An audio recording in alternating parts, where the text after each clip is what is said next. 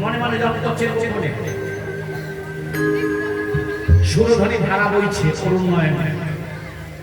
আপনি ভগবানকে যত উপচার দিয়ে সেবা দিন না কেন, যদি শুদ্ধ প্রেম ভক্তির অশ্রুজল না থাকে, পূজা পূজা মানে পূজা শব্দে পুঁজি দাও, পূজা শব্দে পুঁজি দাও, কিঞ্চিত কম থাকলে পূজা হবে না। আপনার লক্ষ্মী পূজা করেন, সরস্বতী পূজা করেন, কত রকম পূজা করেন। ঠাকুর মশাইকে ডেকে নিয়ে আসেন, ঠাকুর মশাই মন্ত্র উচ্চারণ করে দক্ষিণা দাও, যা যেমন সমস্ত 5 টাকা 10 টাকা 20 টাকা দক্ষিণা দিলেন, পূজা হয়ে গেল।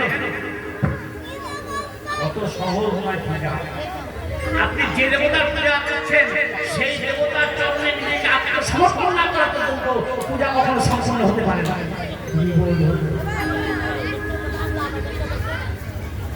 আজকে মহাপ্রভু মনে মনে নাম জপ করছেন আর নয়ন জলে বুক ভাসে কাঁদছেন, আর নয়ন ধারায় আজকে ধুলায় গড়া বলে যাচ্ছেন। একদিকে লীলা, আরেকদিকে আমার মতো মুরধকে শিক্ষা দেওয়া। পতিত পাবনের কৃপা পেতে হলে পতিত হতে হবে, পতিত না হওয়া পর্যন্ত পতিত পাবনের কৃপা লাভ করা যাবে না। আমি কীর্তনে আর অহংকারে চুড়ে বসে আছি, পাণ্ডিত্যের অহংকারে চুড়ে বসে আছি, রূপের অহংকারে চুড়ে বসে আছি, অর্থের অহংকারে চুড়ে বসে আছি। আচ্ছা বাবা বলো তো, জলের ধারাটা কোন দিকে যায়? নিচের দিকে না উপরের দিকে? জলের ধারাটা সর্বদা নিচের দিকে ধাবিত হয়। চৈতন্য চরিতামৃতে বললেন, কৃপা সুদা সারিযস্য বিশ্বমাপ্লাবয়পি নিজ শৈব সদা ভাতিত্যম চৈতন্য গুণ ভজেন। জলের ধারা যেমন সর্বদা নিচের দিকে ধাবিত হয়, ঠিক তদ্রূপ মহাপ্রভুর করুণা ধারা নিজ অভাজনদের দিকে। আপনারা সকলে জানেন, রাজা প্রতাপরুদ্র যতদিন রাজ অভিমান নিয়ে রাজ সিংহাসনে বসেছিলেন, ততদিন কিন্তু আমার গৌরহরির কৃপা তার ভাগ্যে লাভ হয়নি। যেদিন রাজ সিংহাসন পরিত্যাগ করলেন, রাজ বাড়ি ত্যাগ করলেন, রাজ ঐশ্বর্য ত্যাগ করলেন, রাজ ভোগ ত্যাগ করলেন, সমস্ত কিছু পরিত্যাগ করে যেদিন একটি সাধারণ বস্ত্র পরিধান করে নীলাচলের পথে প্রাণ গৌর বলে গলা বলে দিয়েছে, সেই দিন প্রভুর কৃপা হলো, সেই দিন প্রভুর কৃপা হলো।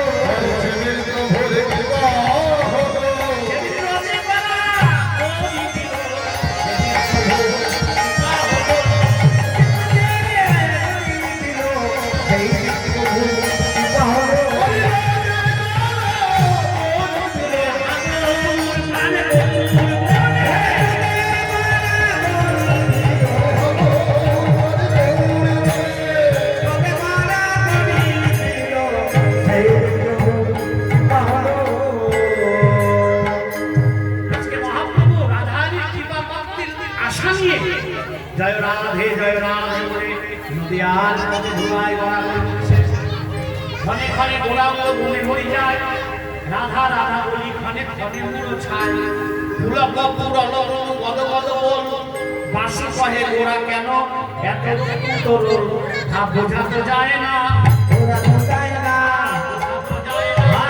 বোঝাতে যায় না, জানি কোন ভাবে হৃদয়, বোঝাতে যায় না, জানি কোন ভাবে হৃদয়।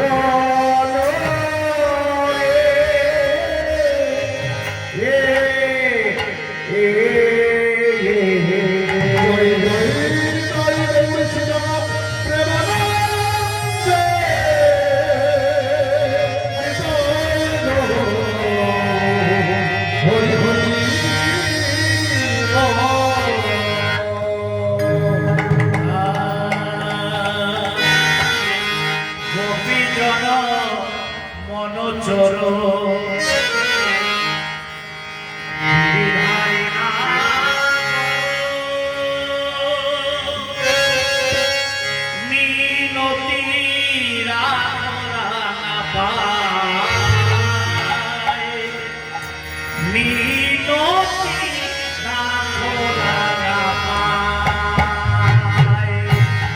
গোপী জন মন চর হৃদয়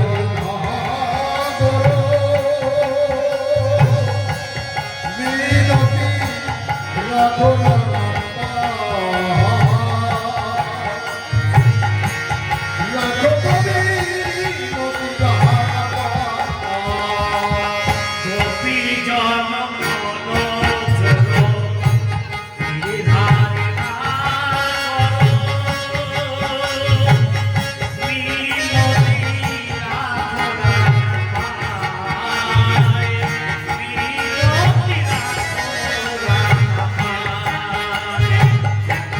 গোপী জন মন চর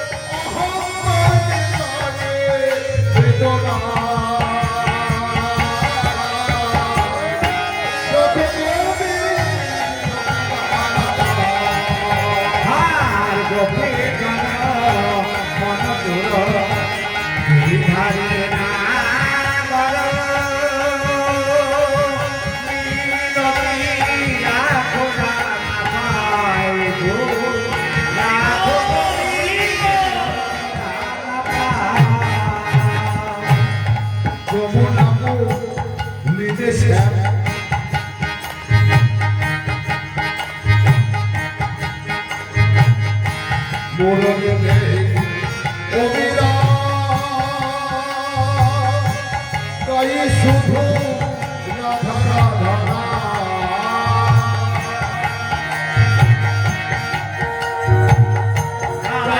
শুধু রাধা রাধা যমুনা যমুনা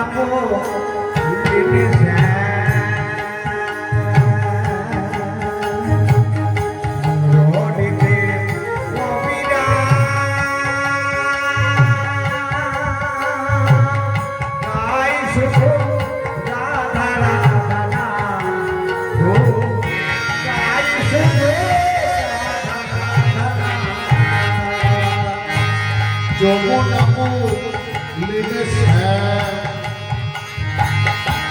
মুরলিতে হরিরা গাই শুধু রাধা রাধা গাই শুধু রাধা রাধা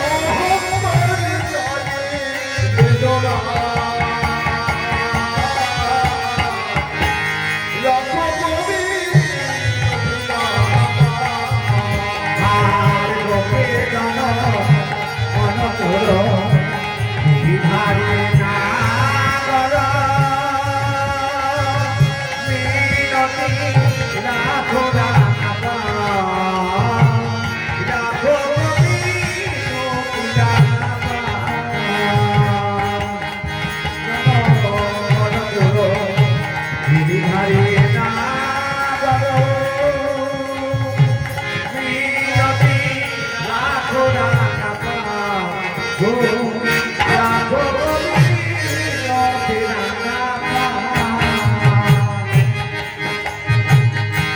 দিল সুমদনে পুষ্প চরণে পুলকিত কোন মন পুলকিত কোন দিল সুমদনে পুষ্প চরণে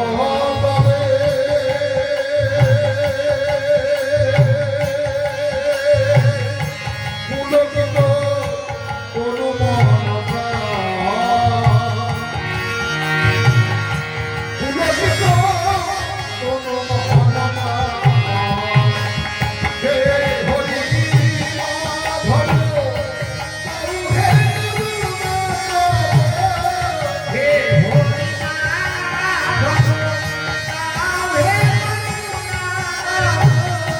হে হে হরি হে হরি মাধব হে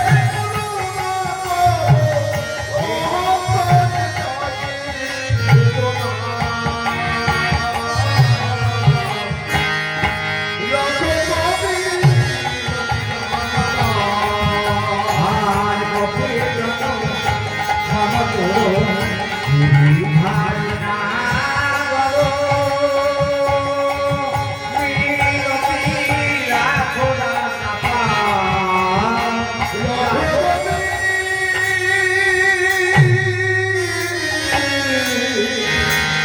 পাবো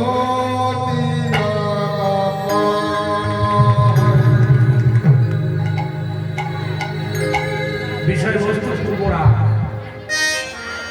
প্রত্যেকটা মানুষের জীবনে পূর্বরাগ আসে। পূর্বরাগ ব্যক্তিকে মানুষ থাকতে পারে।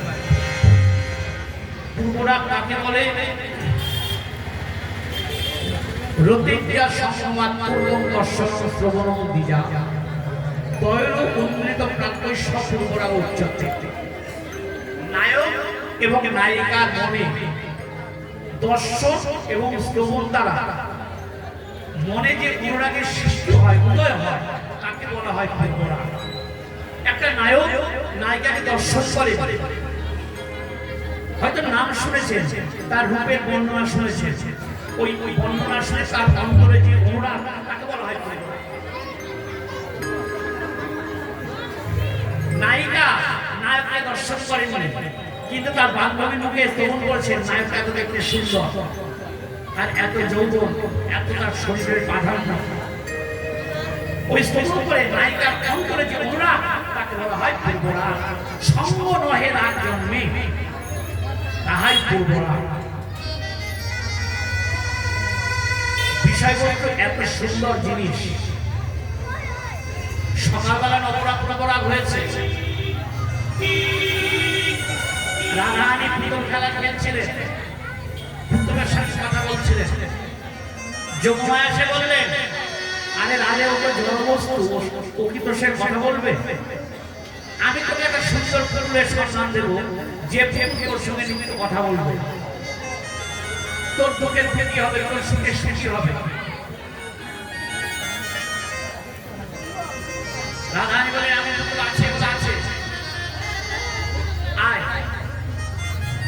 রাধারানীকে কোলে নিয়ে কর্ণে কৃষ্ণ নাম দিলেন।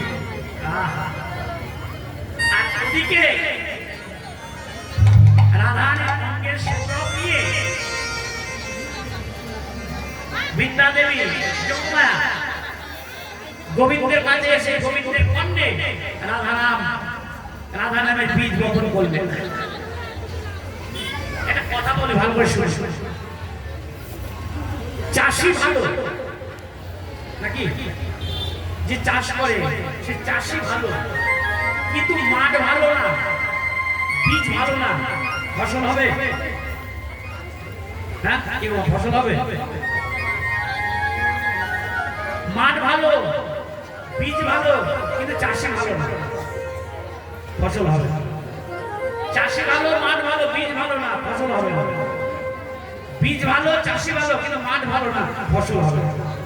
তাহলে চাষি ভালো হওয়ার দরকার, বীজটাও ভালো দরকার, এবং ক্ষেত্রটাও ভালো দরকার। চাষি কে না যোগমায়া, বীজ কি না কৃষ্ণ প্রেমের বীজ, ক্ষেত্রটা কার না রাধারানীর ক্ষেত্র,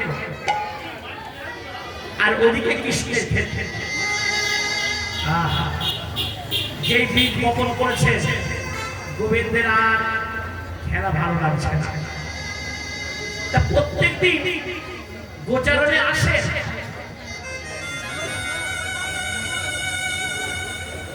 কিন্তু গোচারণে এসে কৃষ্ণের আর খেলায় মন থাকে না, সমাজের দিকে আর মন থাকে না। মনটা থাকে কি করে? যে বীজ বপন করেছেন সেই বীজের মানুষটাকে প্রাপ্তি না হওয়া পর্যন্ত, সেই ফল থেকে প্রাপ্তি না হওয়া পর্যন্ত তার মনের জ্বালা নিয়ে দূর হচ্ছে। শ্রীরাম কিন্তু 2-4 দিন লক্ষ্য করেছে, 2-4 দিন লক্ষ্য করেছে, লক্ষ্য করে একদিন বলে ফেললেন, আজকে বললেন কানাই সকালে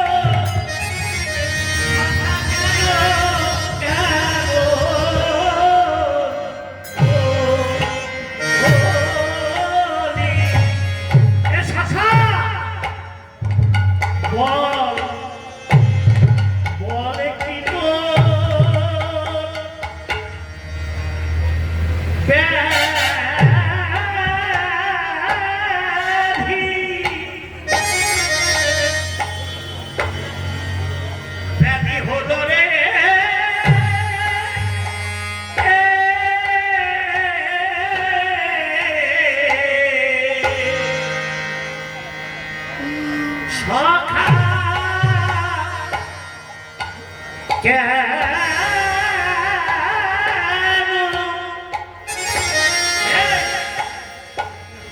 সখা কেন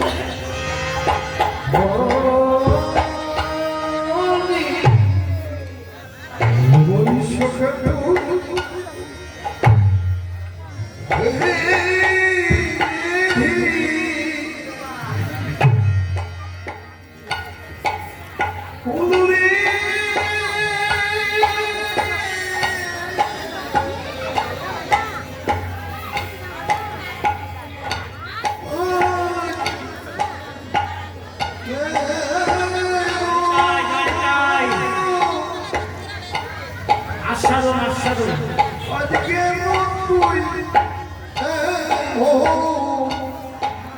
হরি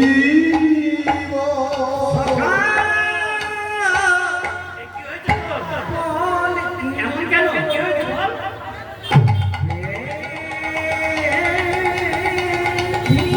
মনের কথা যদি না বলিস ব্যাধির কথা যদি না বলিস রোগ কিন্তু সারবে না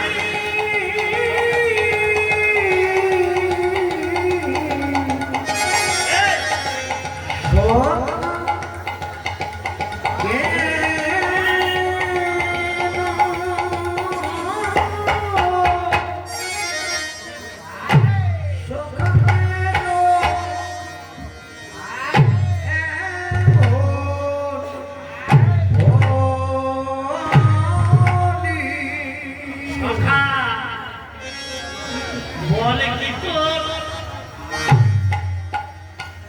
ব্যাধি আমি ওর সঙ্গে যাবো না আমি উড়ে যাবো ওর সঙ্গে গেলে উড়ে যাবো ব্যাধি হলো রে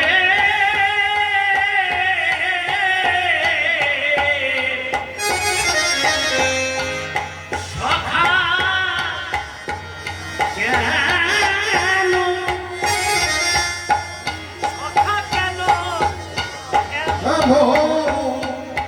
হরি বড়